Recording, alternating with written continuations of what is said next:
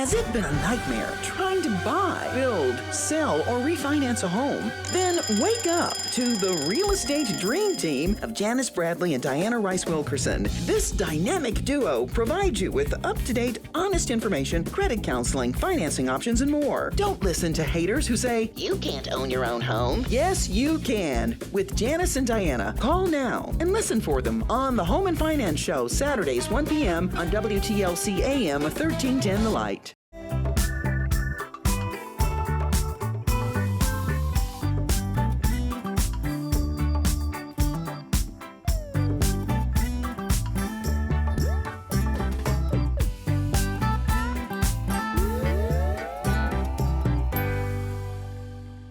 Good morning, everyone, and welcome to the Home and Finance Show.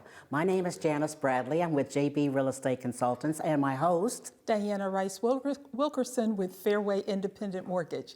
Our show is designed to help with home ownership, which is the easiest way to create wealth. So sit back and on with the show.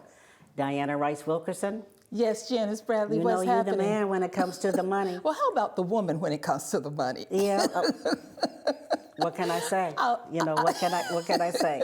Absolutely. So, when we talk about the Home and Finance Show, let's just kind of get that, let everybody know exactly what that means. And that's what I'll do when we're working with clients, because of course my name becomes Diana, because of course that means they think I'm loaning them the money, but I don't. Diana, people don't realize this, but her number, which I know shows across the screen, is 317-402-5555. I actually turned that into dollar signs. So I just share with everybody, she's the one that shows you the money. That's my job. I'm the one that shows you the home and help you find that home, but Diana, she shows you the money. So let's talk a little bit today about our favorite topic, Diana, which is financing.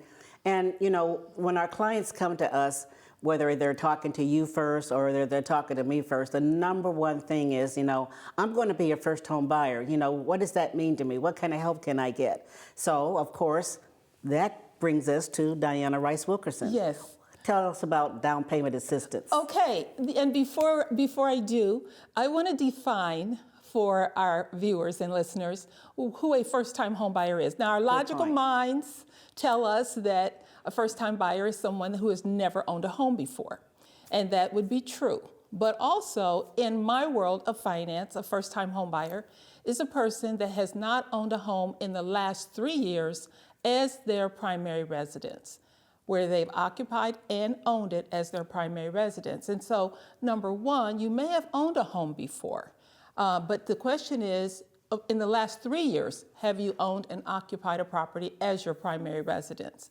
And so let's talk about who is a first-time home buyer that doesn't know that they're a first-time home buyer. That would be a person who actually is living in a house where they are on the loan with their, say, partner or spouse, but they're not on the deed of the property. They don't own the house. They're just on the loan. And so you would be considered a first-time home buyer because you don't own the real estate. You're just on the loan. Maybe you're a co-signer or a co-borrower. Also, someone who may have an investment property. You've got an investment property. Maybe you acquired this investment property at some point recently or possibly in the past. Yeah, you own real estate.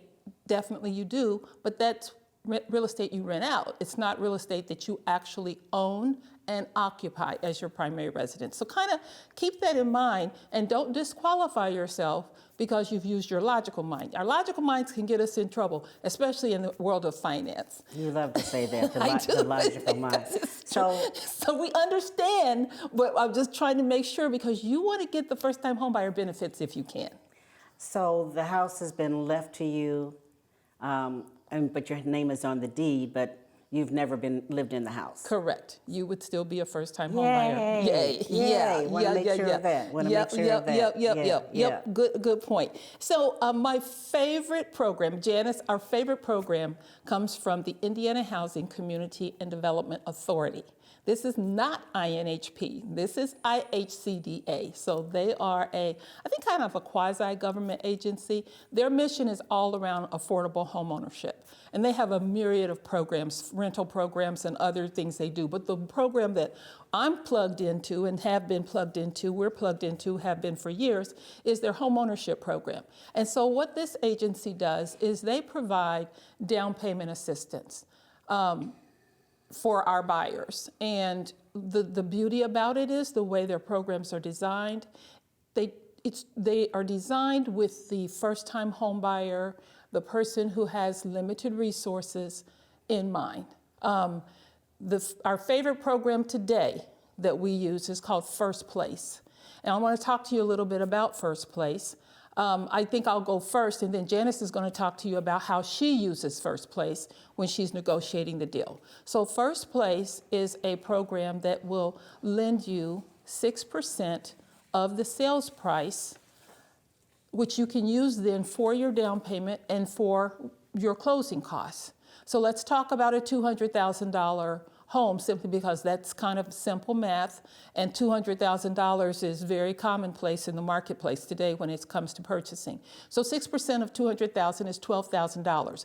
The down payment requirement on an FHA loan, this can only be used with an FHA loan, is 3.5%. So out of this 6%, 3.5% will take care of your down payment. The remaining 2.5% is going to cover your closing cost and prepaids.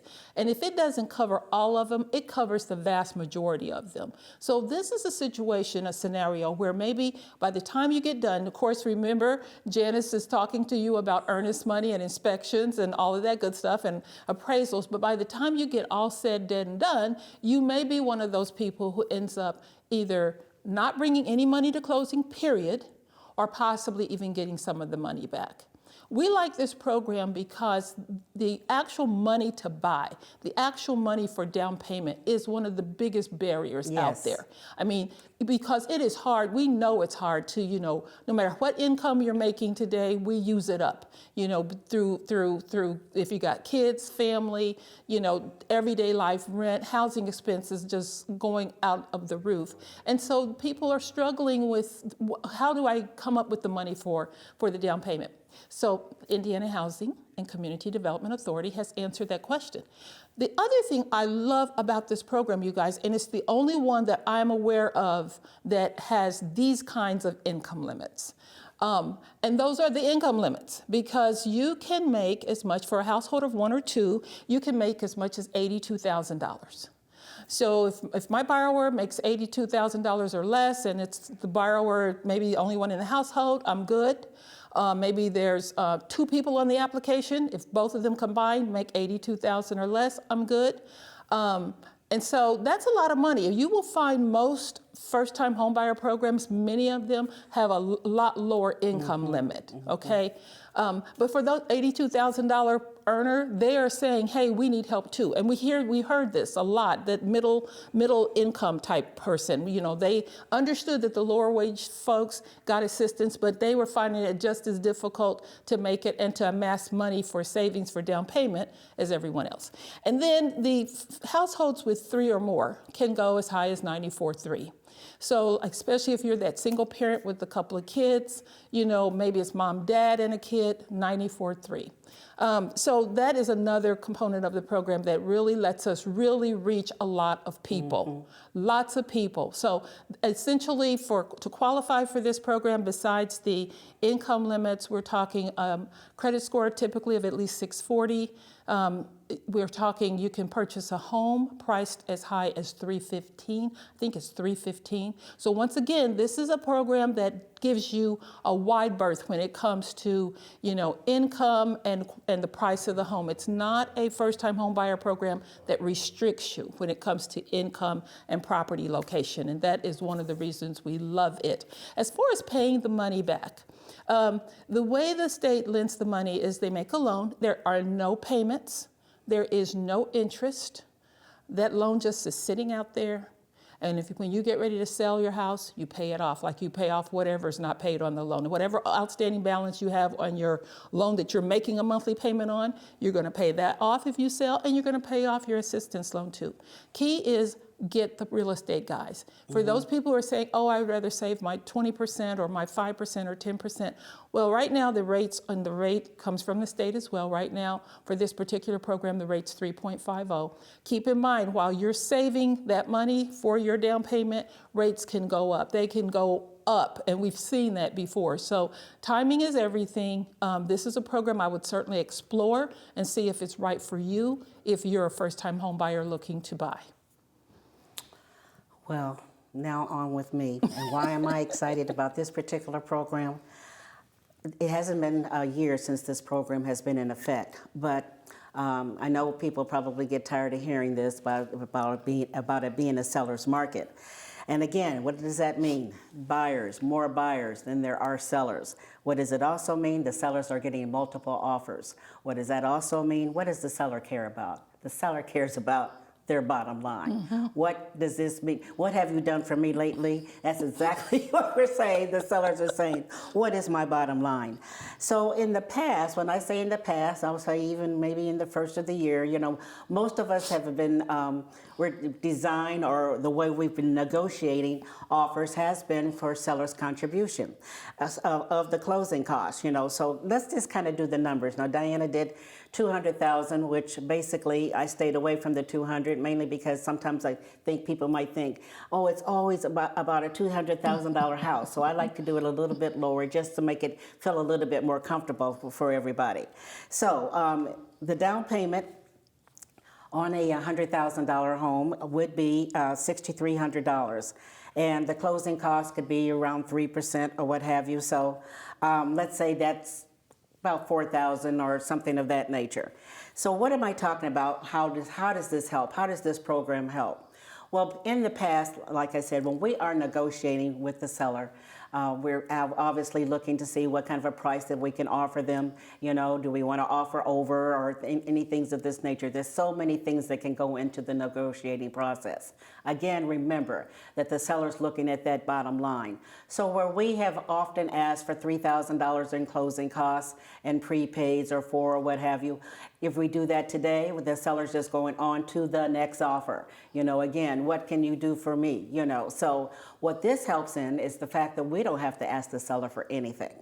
9 times out of 10, especially on this particular price range house, I want to get down to that. I think the total that that on this particular loan that the buyer would be receiving is $10,800. So the closing costs and down payment in this case came to $10,300. So what? There you go. It's a beautiful, beautiful type loan. Not only can we go up in price on the house, and mainly we do that because of today's market. Homes are rising very, very, very quickly, but it helps us for negotiating because it's a clean offer. We don't even have to ask the seller for home warranties, you know, that helps the first year if anything mechanical goes wrong. We don't even need to get involved in that because I even put buyers to do this. In other words, this offer is so clean that the seller is saying, yes, I want you to buy my house. So I just want you to know this is how important and how exciting it is for realtors to be involved in this and for our buyers. I think in the last couple of weeks, you and I have closed maybe 4 or 5 loans that have had this particular program. And again, what has really made it nice is the fact that we talked earlier on one of our other shows about the investments that are involved when buying a home, which are your earnest money. And that, again, could be 1%. So in this case, maybe the buyer put down $1,800 for their earnest money. Their inspection that maybe cost $400. Their appraisals maybe cost $500. So my whole point is that because of this down payment assistance program, 9 times out of 10, they're going to get their investment back at closing. That's even better than apple pie. I mean, if you like apple pie, I like pumpkin. Not pumpkin. I like peach cobbler.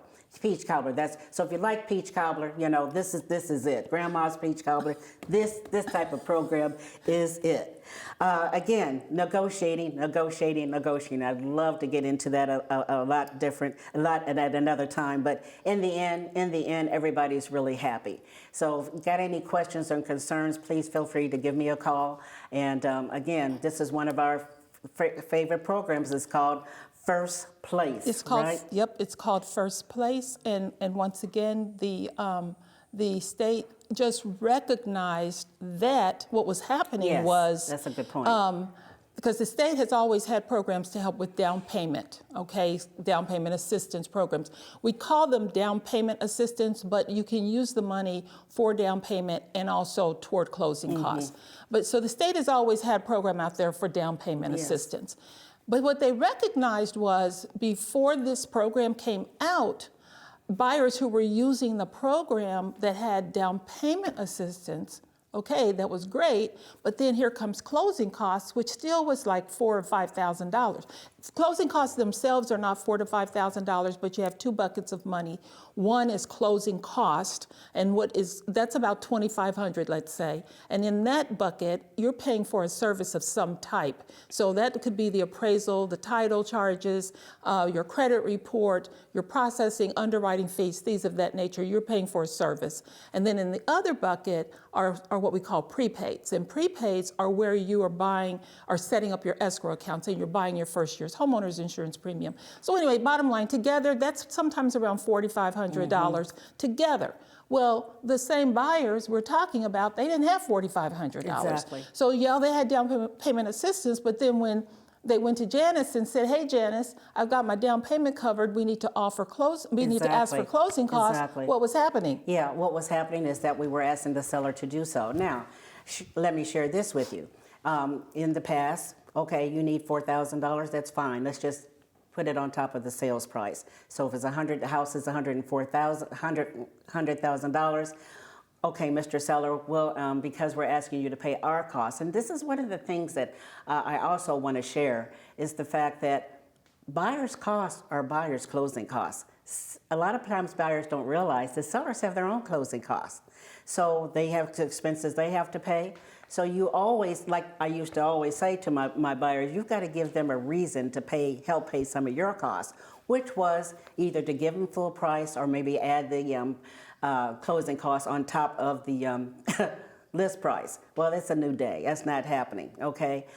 So again, even when you add the closing costs on top of the list price Yes. and ask them to give the closing costs, right. they're saying, They're still saying they don't want to do it. Right. Because again, they're looking at the bottom line. 9 times out of 10, what is also happening, again, in certain price ranges that are a comfortable price range, which means like $1,000 payment or $1,100 payment, there's a lot of competition.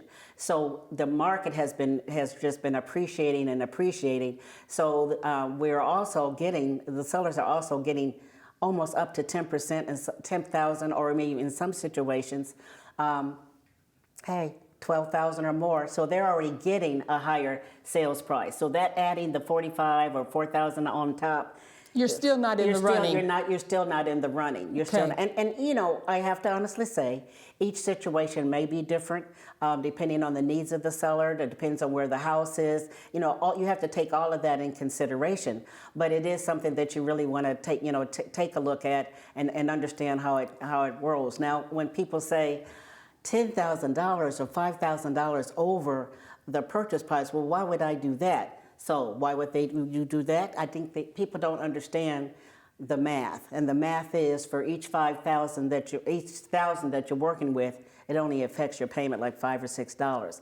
I think when we do that, when we just kind of break it down like that, they understand they can't even $30 a month. You know, I know I can't. $30 or $40, I should be able to, but I never have been able to. But I want my clients to do so. And you guys, we are talking about a commodity. I mean, we're talking about a house. Mm-hmm. So now we have to change our thinking about it. It is important that you have one if you want to become a homeowner. Not everybody does, nor should everybody. But if you want a home, the key is get it. It is a wealth building machine. So you're going to have to let me just put it this way. I say we are all thinking outside the box. Janice is doing things she never thought she would ever do in the world of negotiating a deal. We are working with guidelines that are changing every 2 and 3 minutes. The volume is it's overflowing industry-wide. In spite of COVID. In spite of, but see, the key is once you get your home, what you're after is not only your home, but you're after controlling your housing expense. It is the largest expense most of us have in our budgets, and the only way you're going to become financially, in most cases, unless you got a rich uncle or aunt or mom or dad, someone's going to leave you a lot of money. In most cases, this is the way we become financially successful and independent. Diana, do something real quickly because you do this every day. We still know there's a lot of people that are renting, and a lot of renters are now seeing the light. Okay. But just kind of share, for instance, a $900 payment. If you would, go $900, go $1,100, just kind of up so people know exactly what price range the house, because I don't think they get the gist of really what the affordability is today. Okay, so I normally start around 1,000 because people. This is what normally when I ask, what's the most you want to pay? 1,000. Well, 1,000 is going to be somewhere between like 150 and 160. That's 1,000. That's a nice house, everybody. And so 900, we're looking more like 130, 140. If we're into 200,000, we're looking at around 1,200. 1,500 is very common for folks paying rent today. So we're looking closer to 250. So the point is, if you're already doing that in rent, because people have a lot of fear around owning. It's almost like they've known someone maybe that didn't have such a successful experience, and they're fearful of losing their house.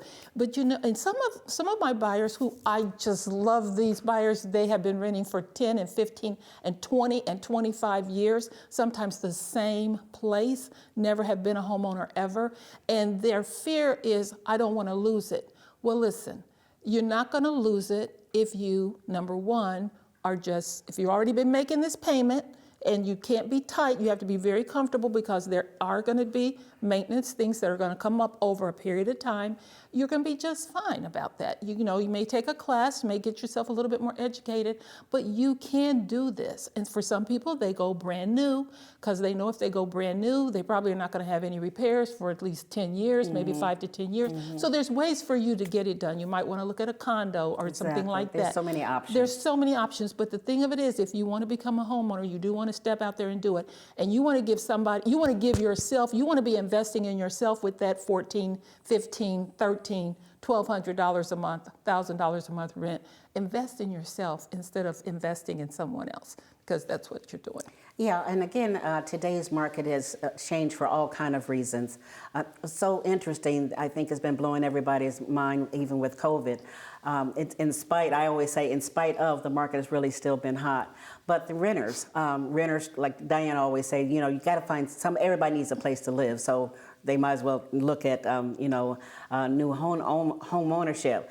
But the needs are changing for everyone. There's a lot of people working from home, whether they're a renter or not, they're working. So what they're doing on the dining room table. So their office is their dining room table, or their kitchen table, or something of this nature. We're finding the same thing, with homeowners that are in their home, but they need more room, especially because of that. I can't tell you how many buyers I work with that says, okay, that's going to be my office, because things change. Everything changes. Just as the world turns, like we mentioned before. So you can start thinking about those kind of things. And Diana is always talking about at least even a year in advance, because again, you just have to know your lifestyle, know what's going to be important, how long you intend to be in the house. Usually it's been 5 to 7 years or what have you, but it is, the point of it is home ownership and obviously, wealth building. But you need just to kind of take a look, what's really happening and what's really also hot, is what's people's hot buttons. And what we're also finding has happened, because we were, enclosed, we couldn't do a lot of things, is the outside space. I mean, it is hot. Now, I usually have had my customers, when they come to me, I usually have them sign in blood a contract that they will not watch HGTV. And why is that? is because of the fact that it's expectations. So when they've seen the Property Brothers or all the other type shows, and we walk into a house, they expect that to be what they just saw on HGTV. We have to keep in mind that that's a reality show. This is not real. Our reality is what's here in Indianapolis, Indiana. But let's get back to the outside space. Again, people want it to be out. Yeah. And so they're looking at different ways to do their outside space that can be so enjoyable. Mm-hmm. If I'm going, whether it's if you've got a deck, you want to make it more where you put something at the top, and close it. There are just so many different opportunities, and that's where a lot of people also are spending their money that maybe didn't go on vacations. They've enhanced their actual living conditions, putting their money on different kind of updates, to make them feel better about if I got to stay in, it's going to be something I enjoy. And our appraiser says that will translate into value. Exactly, that is value. That's exactly what the appraisers are saying. One more quick program before we have to wind it down with Indiana Housing is their program called Next Home. And that title of that program is exactly what it means, Next Home. And this one can be used by a first-time home buyer. Also, it can be used by a non-first-time home buyer. So again, there's assistance out there. We're talking FHA programs. We're talking the same income limits that I mentioned before. I think it was $82,000 for a one or two person household, and $94,300 for 3 or more. But Next Home only provides you with down payment assistance. So the 3.5% that's required from FHA for an FHA loan, the Next Home program would provide you with that. Your closing costs and prepaids would need to be paid by yourself or maybe your seller. But that is an excellent program as well for people who are not first-time home buyers. Mm-hmm. Maybe you're selling your home. Maybe you're not getting as much out of it as what you had hoped, but you could use assistance. Once again, now the rate on that program right now is 3.25% as of yesterday. And it kind of varies, you guys. The state sets the interest rate. I only mention the rate because of the fact that it is a low interest rate. Mm-hmm. And I believe the time frame on that particular deal is like 3 years, something like that. So once again, no payments, no interest. After 3 years, it's totally forgiven, 2 or 3, and you walk away. But again, it will help you get into your home. And what I really like about this program, Diana, when that actually came out, it was when the recession. Yeah. And people couldn't afford to buy another house, right. Because either they weren't making any money or they were losing money, but they still needed to go to that next home. Yes. So that was just show you how Indiana Housing, knew and anticipated what was happening to help the person who wants to move into their next home. So that's what they called it. Yes, they respond. They respond, and they are always looking to do so. So anyway, well, thank you so much for your time today. Again, I'm Diana Rice Wilkerson with Fairway Independent Mortgage. I'm Janice Bradley with JB Real Estate Consultants. Have a beautiful day. Has it been a nightmare trying to buy, build, sell, or refinance a home? Then wake up to the Real Estate Dream Team of Janice Bradley and Diana Rice Wilkerson. This dynamic duo provides you with up-to-date, honest information, credit counseling, financing options, and more. Don't listen to haters who say, you can't own your own home. Yes, you can. With Janice and Diana, call now and listen for them on the Home and Finance Show, Saturdays, 1 p.m. on WTLC AM 1310 The Light.